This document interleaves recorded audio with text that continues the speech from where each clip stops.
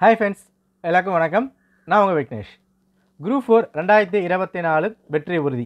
Last 100 days எக்ஸாமுக்கு இன்னும் 100 நாள் தான் இருக்குது. என்னங்க பண்ணணும், என்னென்ன விஷயங்கள்லாம் ஃபாலோ பண்ணணும், என்னென்ன விஷயங்கள் ஃபாலோ பண்ணக்கூடாது, எந்த சப்ஜெக்ட் எப்படி ஃபோக்கஸ் பண்ணணும், தமிழுக்கு புது புக் படிக்கலாமா, பழைய புக் படிக்கலாமா, எந்த மாதிரி கொண்டு போகணும், எல்லாமே கிளியராக பார்ப்போம். இந்த லாஸ்ட் 100 டேஸ் யார் ஒருத்தர் தெளிவாக ப்ரிப்ரேஷன் கொண்டு போகிறாங்களோ அவங்களுக்கு ஜூன் 9 அவங்கள நாளாக வந்து பின்னாக்கா மாறும். கிளியராக பார்த்துடலாமா? ரைட். ஸோ இதெல்லாம் பார்க்கறதுக்கு முன்னாடி ஒரு விஷயம் நான் சொல்லிடுறேன். இந்த மாதிரி டைமில் எக்ஸாமுக்கு லாஸ்ட் 100 டேஸ் அப்படின்னு இருக்கும் போது தான் இந்த மாதிரியான டைமில் நெகட்டிவ் தாட்ஸ், டிஸ்ட்ராக்ஷன், பயம், குழப்பம், டிமோட்டிவேஷன் எல்லாமே நம்மளை சுற்றி ஓட்டே தான் வந்து இருக்கும். இது எல்லாம் தாண்டி நான் ஜெயிக்கணும்னா ஒரே ஒரு விஷயந்தான், உங்களை நீங்கள் நம்புங்க. ஒரு டெஸ்ட் பேட்ச் போடுறீங்க, ஒரு அகாடமி போகிறீங்க, இல்லை ஃப்ரீ பேட்ச் ஃபாலோ பண்ணுறீங்க, எதை பண்ணாலும் சரி உங்களை நீங்கள் நம்பினா மட்டும்தான் நீங்கள் படிக்கிற விஷயம் எக்ஸாமில் வரும். அதை நம்புங்க. என் ஃப்ரெண்டு சொன்னால், அவங்க சொன்னாங்க, அதெல்லாம் தாண்டி ஒரு சில பேர் பாலிட்டி ஈஸியாக வரும், ஹிஸ்ட்ரி ஈஸியாக வரும், திருக்குறள் கஷ்டமாக இருக்கும், எக்கனாமி கஷ்டமாக இருக்கும். ஒரு சில விஷயங்கள் கஷ்டமாக இருந்தாலும் அதை படிக்க படிக்க சீக்கிரமாக முடிச்சிட முடியும். அதுக்கு ஒரே ஒரு விஷயந்தான், படிக்கிறப்ப இந்த கேள்வி எக்ஸாமில் வரும், இந்த கொஷின் நிச்சயமாக எக்ஸாமில் கேட்பாங்க, அந்த நம்பிக்கையோட ப்ரிப்ரேஷன் பண்ணாதான் அந்த விஷயங்கள் எக்ஸாமில் ரிஃப்ளெக்ட் ஆகும். படிக்கும் போதே ஐயோ கஷ்டமாக இருக்கே அப்படின்னு மைண்ட் செட்டில் போகவே போகாதீங்க. எல்லாம் முடிக்க முடியும், அதில் போனால் நிச்சயமாக கிராக் பண்ணிட முடியும். ஓகேவா? ரைட்.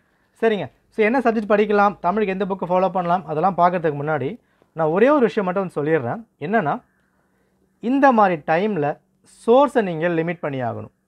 லாஸ்ட் 100 டேஸ் அப்படின்னு சொல்லும் போது நிறைய விஷயங்கள் ஓடிக்கிட்டு இருக்கும், மார்க்கெட்டில், ஆன்லைனில் எல்லாமே வந்து போய்கிட்டு இருக்கும். பட் எதுலையுமே நீங்கள் தலையிடாமல் சோர்ஸை லிமிட் பண்ணால் எக்ஸாம்ஸை கிராக் பண்ண முடியும். நான் அடிக்கடி சொல்கிற ஒரு விஷயம், 10 புக்கை வாங்கி படிக்கிறத விட ஒரு புக்கை 10 டைம்ஸ் படிங்க.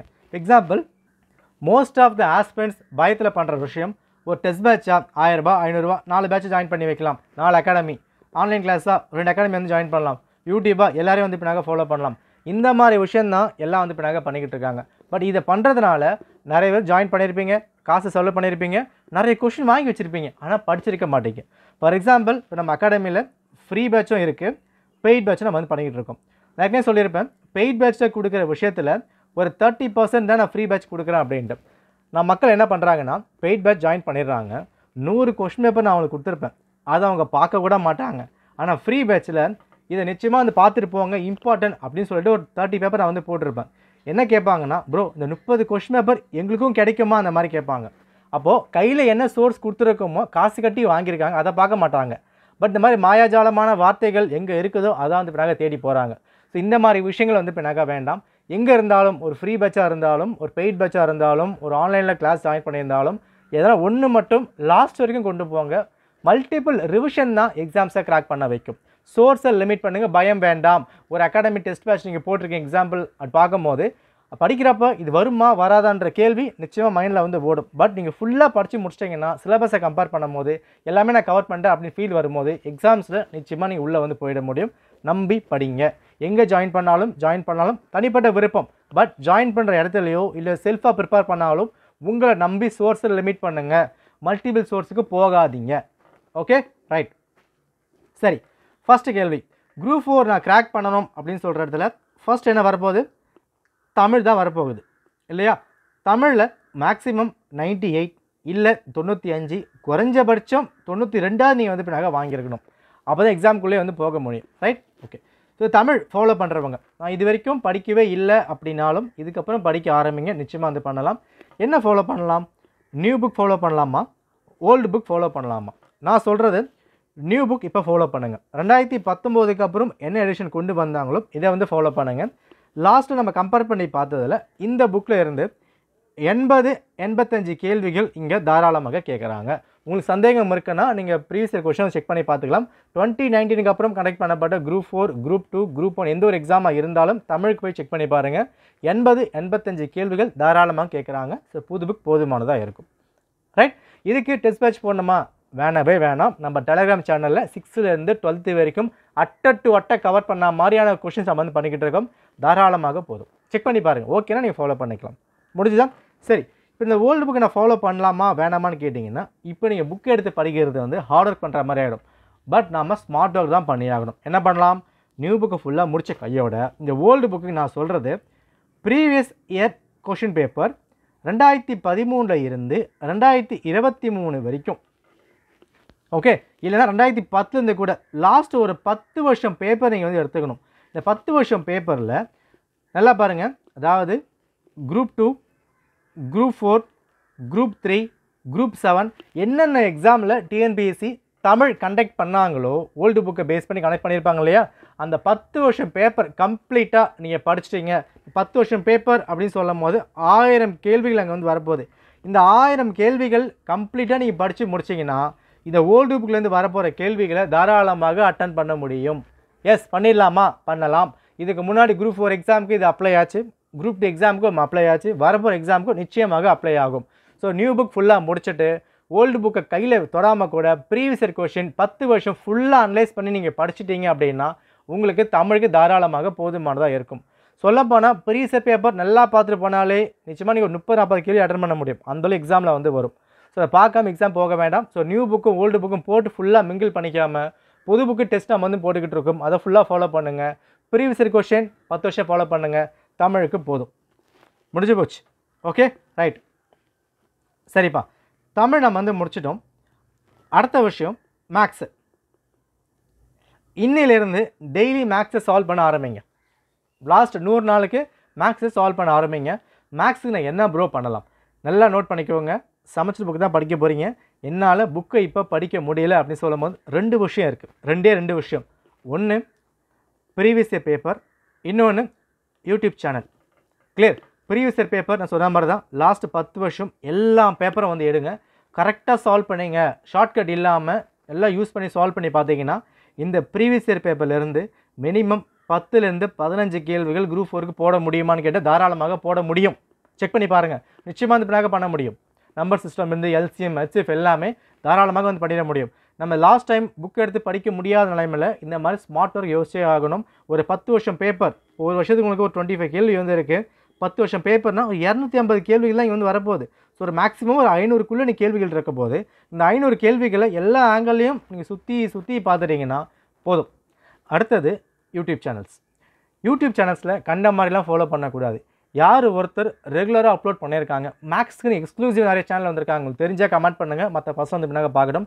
நாம தான் மேக்ஸ்க்கு வந்து பின்னாக போடலை, சம்ஸ் எதுவும் போடலாம், மேக்ஸ் வந்து வீக்கு. பட் மேக்ஸ்க்கு ஸ்ட்ராங்காக யார் ஒருத்தர் வீடியோ வந்து போடுறாங்களோ செக் பண்ணுங்கள். இன்றைக்கி ஆன்லைனில் எக்கச்சக்கமாக இருக்குது. கமெண்ட் பண்ணுங்கள், நேம் தெரிஞ்சு கமெண்ட் பண்ணுங்கள், மற்ற பசங்க யூஸ் பண்ணிக்கிட்டோம். ஒரு 4 சேனலுங்க, ஒரு 3லேருந்து 4 சேனல் எடுத்துக்கோங்க.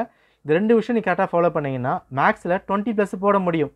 ஏன்னா நிறைய யூடியூப் சேனல்ஸில் நல்லாவே சொல்லித்தராங்க. ஆல்மோஸ்ட் அதை பார்த்தாலே போதுமானதாக வந்திருக்கும். ஒரு அகாடமி ரேஞ்சு என்ன வந்து தேவையோ அது ஃப்ரீ சோர்ஸாகவே யூடியூப்பில் நிறைய பேர் பண்ணிக்கிட்டு இருக்காங்க. செக் பண்ணி பாருங்கள், எது உங்களுக்கு ஓகேன்னு தோணுதோ அதை எடுத்துகிட்டு சால்வ் பண்ணி போய்கிட்டே இருங்க. ஷார்ட்கட் சொல்லி தருவாங்க, ஜம்ப் கட் சொல்லி தருவாங்க, இது போதும்னு தோணும், ஃபார்முலா கொடுப்பாங்க. அது வரைக்கும் ஃபாலோ பண்ணி பார்க்கும்போது இன்னும் பெட்டராக வந்து பின்னாக ஃபீல் ஆகலாம். ஓகேவா? ஸோ புக்கே எடுக்கல அப்படின்னாலும் இதை கரெக்டாக ஃபாலோ பண்ணணும். ஒரு சேனல் பார்க்குறீங்கன்னா சும்மாலாம் பார்க்கக்கூடாது. ஒரு சேனலை பார்க்கும்போது அந்த சம்ஸை நீங்கள் சால்வ் பண்ணணும். அந்த வீடியோ பார்க்கும்போது கீழே ரீல்ஸ் வரும், ஒரு சினிமா நியூஸ் வரும், ஒரு ரிவ்யூ வரும், அதெல்லாம் பார்க்கக்கூடாது. எதுக்காக யூடியூப் பண்ணணுமோ அதை மட்டும் தான் பார்க்கணும். ஏன்னா ஒரு ரீல்ஸ் நீங்கள் பார்க்க போனீங்கன்னா 5 மினிட்ஸ் பார்த்தாலும் தோணும். பட் நீங்கள் ஸ்க்ரால் பண்ண டைம் அப்படியே இழுத்துக்கிட்டே இருக்கும், ஃபுல்லாக குடிச்சிடும், 1 ஹவர் கொண்டு போய் விட்டுரும். அந்த மாதிரி பண்ணக்கூடாது. கிளியர்? எதுக்காக உள்ளே போனோமோ அதை மட்டும் தான் பார்க்கணும். சோஷியல் மீடியா எந்த அளவுக்கு பயன்படுத்தணும் அந்த அளவுக்கு பயன்படுத்துங்க. எந்த அளவுக்கு யூஸ் இருக்கோ அந்த அளவுக்கு ஆபத்தும் அங்கே இருக்குது. புரியுதா? ஸோ தமிழுக்கும் மேக்ஸுக்கும் நம்ம வந்து முடிச்சிட்டோமா? அடுத்த வருஷம் ரொம்ப வந்து பின்னாக முக்கியம் ஜிஎஸ். ஜிஎஸ்ஸில் 75 கேள்விகள். 75 கேள்விகளில் 10 கேள்விகள் கரண்ட் அஃபேர்ஸ். நான் கரண்ட் அஃபேர்ஸ்க்கு லாஸ்ட்டாக நான் சொல்கிறேன் என்ன பண்ணலான்ட்டு ஒரு வீடியோ நான் போகிறேன், அதை வரமாக வச்சுருங்க. 65 கேள்விகள் இருக்குது. ஓகே, இந்த 65 கேள்விகள் நான் வந்து பார்ட் டைமாக இருக்கேன், வேலைக்கு போயிட்டுருக்கேன், படிக்க முடியல, பட் நான் படித்தே ஆகணும் அப்படின்னு ஃபீல் பண்ணுறவங்களுக்கு நான் சொல்கிற விஷயத்த ஃபஸ்ட்டு ஃபாலோ பண்ணிவிடுங்க. அதுக்கப்புறம் வேறு என்ன வேணால் நீங்கள் ஃபாலோ பண்ணிக்கலாம். இங்கே பாருங்கள், இது நம்ம டெலகிராம் சேனல். டெலகிராமை ஃபாலோ பண்ண வைக்கிறதுக்காக இவன் பண்ணுறான் அந்த மாதிரி கிடையாதுங்க. நான் சொல்கிறேன், உங்களுக்கு பெஸ்ட்டாக இருக்குன்னா தாராளமாக நீங்கள் பயன்படுத்திக்கலாம். ஓகே, இப்போ இங்கே பாருங்கள், நம்ம என்ன பண்ணுறோம், ஜிஎஸ்க்கான டெஸ்ட் கொஷின்ஸ் இங்கே வந்து அப்லோட் பண்ணுறோம். ரைட்? சூப்பர் 50ன்னு ஒரு விஷயம் நம்ம வந்து ஆரம்பிச்சிருக்கோம். இது எத்தனை பேர் ஃபாலோ பண்ணுறீங்க எனக்கு வந்து பின்னாக தெரியல. இந்த சூப்பர் 50 ரெகுலராக நீங்கள் ஃபாலோ பண்ணுங்க. நான் வந்து ஒரு அகாடமி போயிருக்கேன். நம்ம பெய்ட் பேட்ச்லும் இப்போ மார்ச் 1 ஒரு பேட்ச் வந்து பின்னாக ஸ்டார்ட் ஆகுது. அங்கே 100 கேள்வி நம்ம வந்து கொடுப்போம், 100 கொஸ்டின் பேப்பர் கொடுப்போம். அதெல்லாம் வந்து பின்னாக ஓகே, அதை தாண்டி என்னால் காசு கட்டி போக முடியல, ஒரு பெய்ட் பேட்ச் பண்ண முடியல, செல்ஃபாக ப்ரிப்பேர் பண்ணுறேன், இந்த மாதிரி ஃபீல் பண்ணுறவங்களுக்கு ஒரு 50 கொஸ்டின் நம்ம வந்து பின்னாக வைக்கணும். 50 டெஸ்ட் நம்ம வந்து வைக்கணும். 50 டெஸ்ட் அப்படின்னும் போது உங்களுக்கு ஒரு 500 கேள்விகள் இங்கே வந்து வந்துடும். ஓகே, இந்த 500 கேள்விகள் ஸ்ட்ராங்காக ப்ரிப்பேர் பண்ணணும். ஸ்ட்ராங்காக ப்ரிப்பேர் பண்ணணும். ஒன்றுமே மிஸ் பண்ணக்கூடாது. எல்லாமே ஒரு ஆன்லைனில் நம்ம கொடுத்துருப்போம். அந்த அளவுக்கு வந்திருக்கும். கெத்தாக நீங்கள் வந்து பார்க்கலாம். இதை பார்த்து கையோட இங்கே வந்து பாருங்கள், டெய்லி நம்ம குவிஸ் வந்து கண்டக்ட் பண்ணுறோம். ஓகேவா? இந்த குவிஸ் எல்லாமே எங்கேருந்து வருதுன்னா சமைச்சரை பேஸ் பண்ணி தான் வருது. நீங்கள் வந்து பார்க்க முடியும் 2700 பேர் இதை பார்த்துருக்காங்க. ஆனால் அட்டன் பண்ணது 1000 பேர் மட்டும்தான். நஷ்டம் எனக்கு ஒன்றுமே கிடையாது. நான் வந்து காப்பி பேஸ்ட் பண்ணி ஒரு கொஸ்டின் ரெடி பண்ணி குரூப்பில் நான் வந்து போட்டிருக்கேன். அட்டன் பண்ணால் ஓகே. டெலகிராமில் காசுலாம் வர போகிறது கிடையாதுங்க. எல்லாமே ஒரு ஷேரிங் அவ்வளோதான். ஓகே, அப்போ டெய்லி ஒரு 10 குவிஸ் நம்ம வந்து பின்னாக பண்ணிக்கிட்டு இருக்கோம். டெய்லி 10 குவிஸ் நம்ம வந்து பின்னாக பண்ணுறோம். ஸோ ஃப்ரீ கொஷின்ஸ் ஒரு 500 கேள்விகள் நம்ம வந்து கவர் பண்ண போகிறோம். டெய்லி 10-15 கேள்விகள். எக்ஸாமுக்கு இன்னும் ஒரு 100 நாள் இருக்குது. அதில் ஒரு 1500 கேள்விகள். அப்போது 2000 கேள்விகள் இங்கே நம்ம வந்து அப்லோட் பண்ணுறோம். நான் சாலிடாக எழுதி வச்சுக்கோங்க. இந்த 2000 கேள்விகளை இருந்து கேட்க போகிற அந்த 65 கேள்விகளுக்கு 30-40 கேள்விகள் லட்டு மாதிரி போட்டு வரலாம். நீங்கள் புக்கே எடுக்கலை, நான் புக்கே படிக்கலை, எதுவுமே நான் வந்து பண்ணலை அப்படின்னா கூட தாராளமாக இது வரைக்கும் ஃபாலோ பண்ணிங்கன்னா 30-40 கேள்விகள் உங்கள் கையில் வந்து இப்போ நான் கிடைக்கும். நிறைய விஷயம் நம்ம வந்து இப்போ நாங்கள் பண்ணுறோம். இப்போ இங்கே வந்து பாருங்கள், நெக்ஸ்ட் நம்ம ஆரம்பிக்க போகிறோம். ஷார்ட் சீரிஸ் ஒரு விஷயம் வந்து இப்போ நாங்கள் ஆரம்பிக்க போகிறோம். ஓகே, ஸோ இந்த மாதிரி விஷயங்கள்லாம் ஒரு ஸ்மார்ட் ஒர்க்காக நம்ம கொண்டு போகும்போது பெட்டராக வந்துருக்கும். இப்போ இந்த குவிஸ் இருக்குது, இது அட்டன் பண்ண எவ்வளோ நேரம் ஆக போகுது? ஒரு 2 மினிட்ஸ். இப்போ இந்த கொஸ்டின் கொடுத்துருக்கோமா? இப்போ என்ன பாருங்கள், president can resign from his office ஃபுல்லாக நம்ம கொடுக்கப்பட்டிருக்கு. இங்கே பாருங்கள், செக் பண்ணணும். ஆன்சர் தப்புன்னு வருதா? ஆன்சர் இங்கே கொடுத்துட்டாங்களா? பாருங்கள், இதான் வந்து கரெக்ட் ஆன்சர். அப்போ இந்த கேள்விக்கு 34% தப்பாக போட்டிருக்காங்க, 5% தப்பாக போட்டிருக்காங்க. அப்போது என்னென்னா 1067 பேரில் 55 பேர் தான் கரெக்டாக வந்து பின்னாங்க போட்டிருக்காங்க. அப்போ நீங்கள் என்ன பண்ணலாம், இதை ஒரு கொஸ்டினாக வந்து பின்னாக மகப் பண்ணிக்கலாம், பார்த்து எழுதி வைக்கலாம். எல்லா சப்ஜெக்ட்டுக்கும் கேள்விகள் நிச்சயம் வந்து பின்னாக வரும். ஹிஸ்ட்ரி, ஜியாகிரஃபி, பாலிட்டி, 8, 9 எல்லாத்துக்கும் குவிஸ் வந்து பின்னாக வரப்போகுது. ரெகுலராக ஃபாலோ பண்ணாலே போதுமானதாக வந்திருக்கும். ஓகேவா? ரைட். அப்போது நம்ம கையில் என்ன பண்ணிட்டோம்? ஓகே, இப்போ தமிழ் நம்ம வந்து பின்னாக பார்த்துட்டோம். தமிழுக்கு வழி கிடச்சாச்சா? சப்போஸ் தமிழ் வந்து யாரும் ஃபாலோ பண்ணலை அப்படின்னா இப்போ டெலகிராம் பாருங்கள். டெலகிராமில் ஃபைல்ஸ் போனீங்கன்னா எல்லாமே இங்கே வந்து பின்னாக இருக்கோங்க. இது வரைக்கும் இந்த 7th ஃபுல்லாக நம்ம வந்து பின்னாக முடிச்சிருக்கோம். அதுக்கான எல்லா விஷயமும் இங்கே வந்து பின்னாக இருக்குது. போய் டவுன்லோட் பண்ணி வச்சுக்கோங்க. கிளியர்? ஓகே, அப்போது தமிழுக்கு 95 கன்ஃபார்ம் நம்ம வந்து பின்னாக எடுத்துடலாம். சொல்லிச்சு கொடுத்தாச்சு. ப்ரீவியஸ் இயர் கொஸ்டின் பேஸ் பண்ணி கொஸ்டின் வரப்போ தமிழ் கவலைப்படாதீங்க, நான் வந்து கொடுப்பேன் உங்களுக்கு. எல்லாமே நான் வச்சிருக்கேன், எல்லாமே நான் வந்து கொடுக்குறேன். மேக்ஸ் நான் சொன்னதே ஃபாலோ பண்ணிங்கன்னா 22 சாலில் வந்து பின்னாக போட முடியும். 117 கேள்விகள். ஓகே, ஸோ ஃப்ரீ டெஸ்ட் வந்து பின்னாக ஃபாலோ பண்ண போகிறீங்க. ஸோ அதில் ஃபாலோ பண்ண ஒரு 40 கேள்விகள். இந்த 157 கேள்விகள் நீங்கள் ஸ்மார்ட் ஒர்க் பண்ணி எடுக்க முடியுங்க. ஓகே, தமிழுக்கு வந்து நான் படித்தேன் படிக்கலை, புக்கை படித்தேன் படிக்கல, அதெல்லாம் இருக்குது இல்லையா? புக்கே படிக்க முடியல அப்படின்னா கூட நம்ம கொடுத்துருக்க அந்த ஃப்ரீ டெஸ்ட்டை கொஷின் ஆன்சர் அதை மட்டும் மக்கப் பண்ணிட்டு போனாலே நீங்கள் 85க்கு மேலே வந்து பின்னாக போட முடியும். தாராளமாக போடலாம். உங்களுக்கு சந்தேகம் இருக்குது, என் வார்த்தை நம்பிக்கை இல்லைன்னா பேப்பர் எடுத்துக்கோங்க, கொஸ்டின் பேப்பர் எடுத்துக்கோங்க, புக் எடுத்து கம்பேர் பண்ணி பாருங்கள். நான் சொல்கிற வார்த்தை சத்தியமான உண்மை. தாராளமாக நீங்கள் அந்த பேப்பர் கரெக்டாக ஃபாலோ பண்ணிட்டே போயிருந்தீங்க அப்படின்னா 85க்கு மேலே லட்டு மாதிரி போட்டு வரைய முடியும். ஸோ நீங்கள் ஸ்மார்ட் ஒர்க் பண்ணாலே 150 கேள்வி கையில் கிடைக்கும் போது இன்னும் கொஞ்சம் எஃபர்ட் போட்டுட்டிங்கன்னா ப்ளஸ் 20 கேள்விகள் 170 கேள்வி எக்ஸாமில் போட்டுற முடியும். ஓகே, உங்கள் கையில் தாங்க இருக்குது. நான் சொல்ல ஈஸியாக வந்து இப்போ நாங்கள் சொல்லிடலாம் ஒரு 10 நிமிஷம் வீடியோ. ஆனால் இந்த 10 நிமிஷம் வீடியோவை இந்த 100 நாளுக்கு தினமும் அப்ளை பண்ணணும். விக்னேஷ் சொன்னான்ட்டு அப்ளை பண்ணால் தான் அங்கே விஷயம் வந்து பின்னாக இருக்கும். ஒரு சிலை வேணும்னா சிலையை அடிக்க தான் உருவம் வந்து பின்னாக வரும். எடுத்தோடனே உருவம் வந்து பின்னாக வந்துடாது. வழி வாங்கி தான் ஆகணும். உருவம் தான் ஆகணும் அப்படின்னா டைம் எடுக்கும். ஒரு சில விஷயங்களுக்கு காலம் எடுத்தே தீரும். கிளியர்? ஸோ நிதானமாக பொறுமையாக ஸ்மார்ட் ஒர்க் என்ன பண்ணமோ அதுக்காக யோசிங்க. எக்ஸாம்ஸை கிராக் பண்ணிட முடியும். இதை தாண்டி இன்னும் நிறைய விஷயங்கள் நிறைய நம்ம குரூப் ஒர்க் கொண்டு வர போகிறோம். எல்லாம் ஃபாலோ பண்ணிக்கோங்க. உங்களுக்கு என்னென்ன விஷயங்கள் ஹெல்ப்பாக வேணுமோ அதை கமெண்ட் பண்ணுங்கள். என்னால் என்ன பண்ண முடியுமோ கண்டிப்பாக நான் பண்ணுறேன். ரைட்? ஸோ டெலகிராம் லிங்க் நான் கொடுத்துருக்கேன், செக் பண்ணி ஜாயின் பண்ணிக்கோங்க. நன்றி, வணக்கம்.